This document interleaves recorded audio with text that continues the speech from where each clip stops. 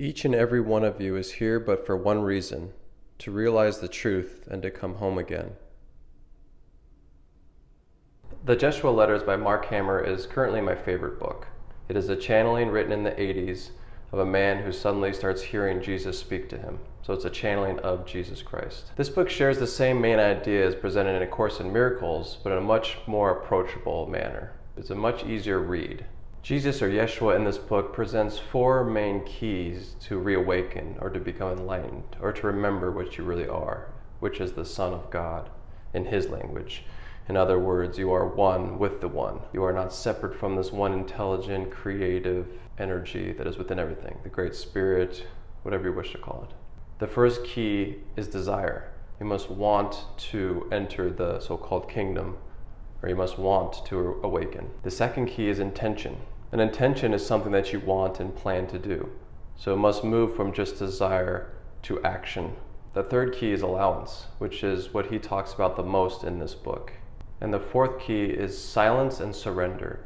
He talks again and again about silence, the importance of silence, becoming quiet so that you may hear the voice of the Father, or the guidance system from your higher self, from this one true identity. You must become silent. You must become receptive.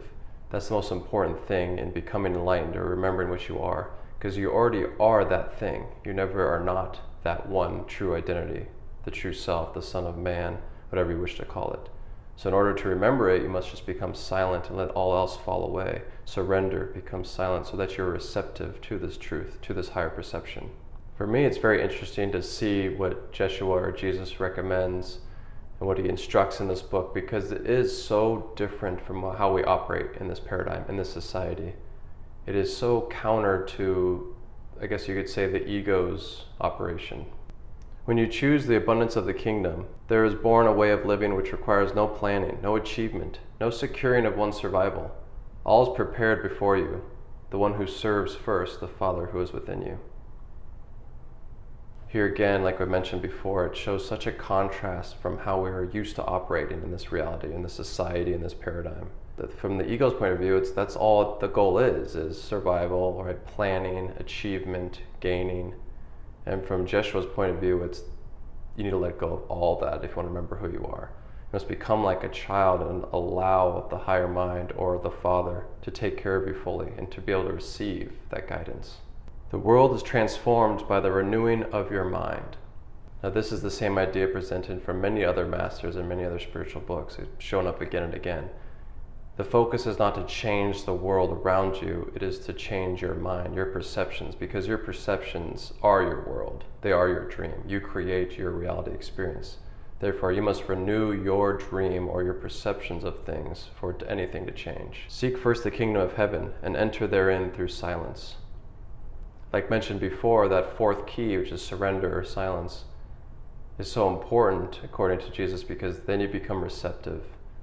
Seek first the truth, because then everything else is taken care of. All your desires fall away. You realize the ultimate truth that you are one with this one in everything. So what else would you truly desire but that? All else is illusion. That which facilitates silence serves to the awakening of the Son. Again, this emphasis on silence. In all things rest first in me and know your Father's will. And again, this emphasis on allowance or surrendering. To see with new eyes is to transform the world, which is entirely of your making. When you release your dream, which is wholly insane, the reality of who you are will alone remain. Your only task, if we may call it that, is to experience and enjoy the absolute safety and abundance of the Father's table. It is in silent humility that the voice of the Father speaks. Your only goal is to fully let go and be embraced by this truth. It's so counter from what we're used to. When you release all thought of what your good is, when you release all thought that God is not to be trusted, for what is resistance to spirit but this belief? And especially when you desire only to be empty, then will you hear the voice of the Holy One. Only when you desire to be empty, only when you surrender, allow, let go, and become silent, do you hear the will of the whole, the will of the one that is in all things. Another thing that Yeshua or Jesus shares is to see the one in all things, is to acknowledge the truth the one identity within everything. Have the vision of Christ consciousness, or see the Brahman or Atman within everything. See everything in the Buddha nature. The experience is a dream of diversity, but in truth it is all one light. I see not but myself, the Son of God. See with these eyes and these alone. Herein lies the salvation of the world. So to hold your attention on this one identity and to acknowledge it within everything and everyone you encounter. First, it is for you to understand that in virtually every instance of your unhappiness, there is found what we shall call a dependence on the illusion of circumstance. Contemplate this for a moment, and I believe you will easily come to see the truth of this. This reminds me of what Bashar, channeled by Daryl Anka, says again and again, which is circumstances don't matter, only your state of being matters. So you are in control. The events outside of you don't affect you. You are only affected by your thoughts. So do not depend on the illusion of circumstance. You become your own source. You are the sun of this place, the light of this place. The majority of seekers remain forever seekers, searching for some form of magic that will, in essence, bring enlightenment to them. This cannot work, for awakening requires a receptiveness. This can only occur in the attitude of allowing. That is, the allowing of death to occur. It is irrational to the separate self that the greatest doing occurs in the act of doing absolutely nothing. Therefore, my burden is light and my yoke is easy. No effort is required to enter the kingdom. Allowing is the key to the doorway beyond the dream of the dreamer. Allowing is the process of surrendering the dream of the dreamer himself. When the dreamer dissolves, so too does his dream. There is then only the kingdom, which alone has always been. Therefore, my burden is light and my yoke is easy. There is no effort required to enter the kingdom, because you are already in it. It's just these illusions that you have created that have caused the idea of separation or experience of separation to you. Our task then is only to gently bring the seeker to the experience of attention, to what alone has always been, the kingdom.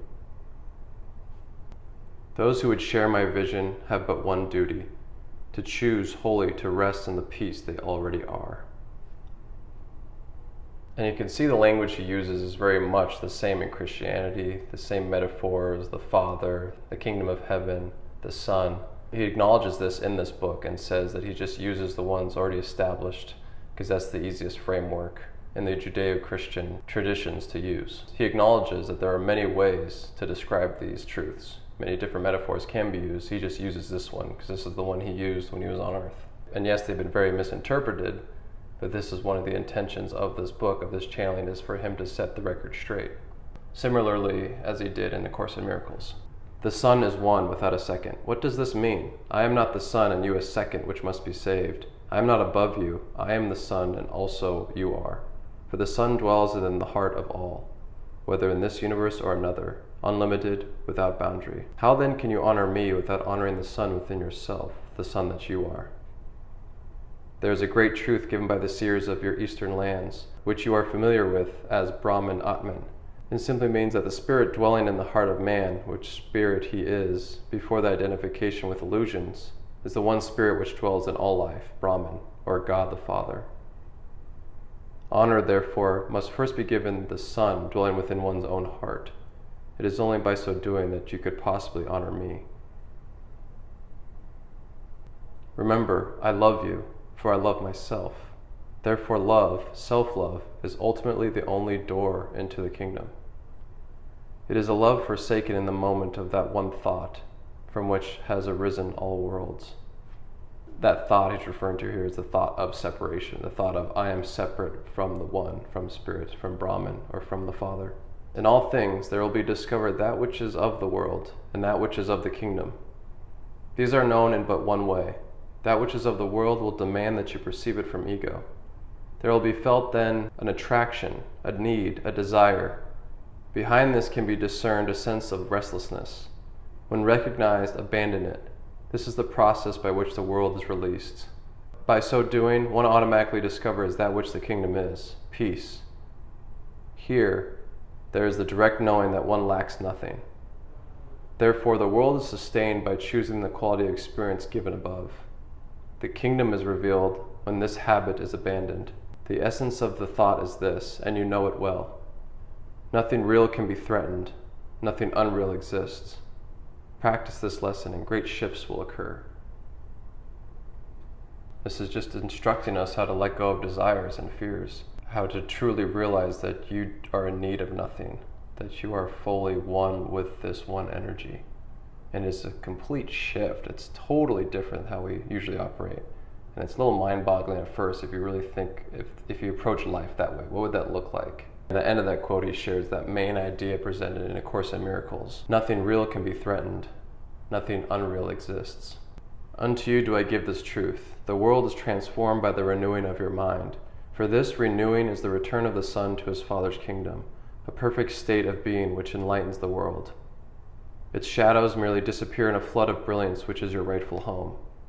Indeed, the kingdom is already spread across the earth, but man comprehends it not. Will you not assist me in the transforming of the world through the renewal of the Son's mind? For this have you entered the world. For this have you suffered the world. For this have you sought me. The light I am dawns in the act of recognition of what alone is. Your only task is to allow it. The keys I have given you, and these have you used. For the kingdom cannot be approached if there is not first desire, nor can there be movement towards it without clear and uncompromising intention. But the greatest of keys is allowance, for entry therein cannot be gained through self-effort, but through self-disillusion alone. Herein is the essence of my gospel. Neither by much effort, nor yet by mere belief is the kingdom entered, but in the end of illusion alone. Teach this, be this. Thus does the awakened Son proclaim, I and my Father are one. I don't know, but for me, when I think about this, it kind of brings up some fear. It's like really letting go fully. You really start to question it, and the ego kind of starts freaking out thinking about this. Like, I am already this truth. I don't need to do anything. So counter to what we're used to. Completely letting go into the arms of this truth, fully surrendering. A death of the separate self. Thank you for watching.